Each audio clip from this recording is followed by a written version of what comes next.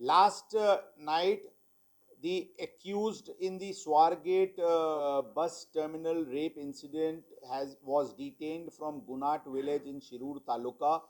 The crime branch, the Zone 2 and Swargate police station teams, coupled with the riot control platoons and recruits, indulged into an extensive search operation for the last 3 days, and with the support, active support, and enthusiastic support of the local villagers, we were able to detain the accused last night at around 1:10 hours.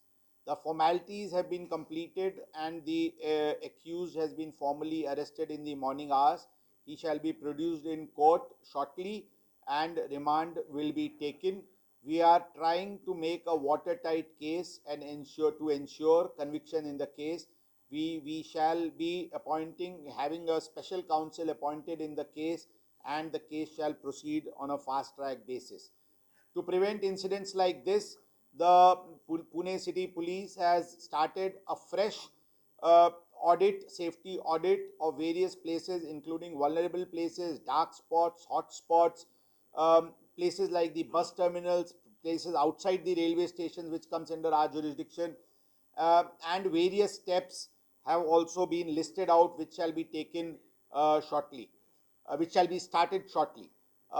We are also coordinating with the concerned planning agencies to try and ensure a better street lighting system in the city.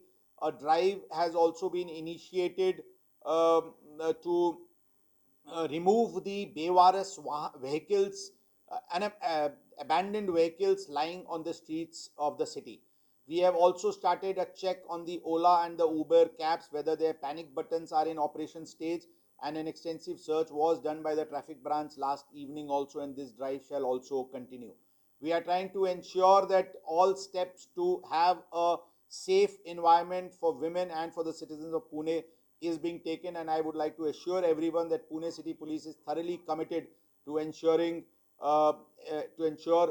maintenance of law and order, prevention of crime, detection of crime, and we shall leave no stones unturned. A QR code based, technology based patrolling has also been intensified in these vulnerable areas to ensure that incidents like this do not recur in the future. We have no such indications that he was indeed willing to surrender, because we were trying all what was possible to ensure the arrest of the accused, but all such efforts turned futile till last evening at 1:10 when we finally managed to arrest the accused. The last tip which came was around 10:11 that he was seen at a particular location, after which the team started chasing him. We took the help of the drone cameras, and finally we were able to nab him. So there was absolutely no indication that he indeed wanted to surrender.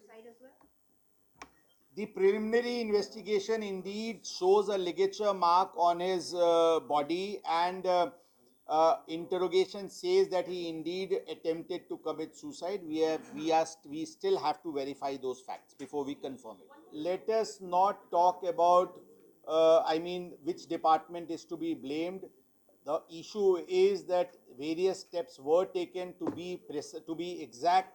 Around 4,300 cases were made out on various issues from September 2024 till date.